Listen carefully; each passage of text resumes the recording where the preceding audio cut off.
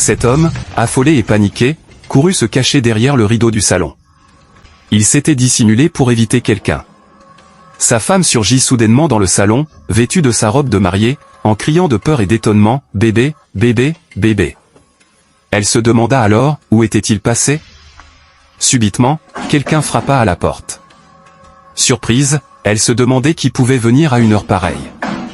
Puis elle ouvrit. C'était son beau-père. Elle le salua et lui souhaita la bienvenue chez eux. Le beau-père était heureux de la revoir et de passer un moment avec elle avant la cérémonie de mariage. Il lui demanda « Où est mon fils ?» Elle répondit qu'il était sorti, mais qu'il reviendrait plus tard.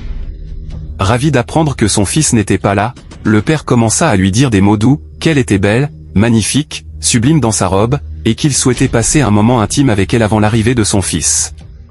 La jeune femme refusa, disant qu'elle ne pouvait pas faire cela le jour de son mariage, peut-être une autre fois. Tous deux ignoraient que le fiancé était caché derrière le rideau du salon.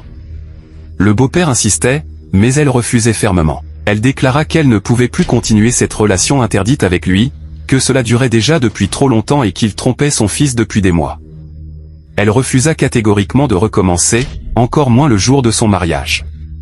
Le beau-père tenta de la convaincre, disant que cela ne prendrait que quelques minutes et que personne ne saurait rien. Mais elle refusait toujours. Soudainement, il la poussa sur le canapé. Elle cria de peur. À cet instant, le fils sortit de derrière le rideau et apparut. Pris en flagrant délit le jour du mariage, le père et la future mariée furent sous le choc. Le fils, essoufflé et abasourdi, était profondément blessé. Il ne croyait pas ce qu'il venait de voir et d'entendre. Complètement déboussolé, il demanda comment ils avaient pu lui faire une chose pareille. Il expliqua qu'il n'aurait jamais imaginé que sa fiancée puisse le trahir, encore moins avec son propre père. Il raconta qu'il s'était simplement caché pour lui faire une surprise, mais que la vérité avait éclaté, et qu'il remerciait Dieu de lui avoir ouvert les yeux avant le mariage. Il demanda à son père comment il avait pu agir ainsi, avec sa belle-fille, le jour même du mariage de son propre fils, et dans sa propre maison.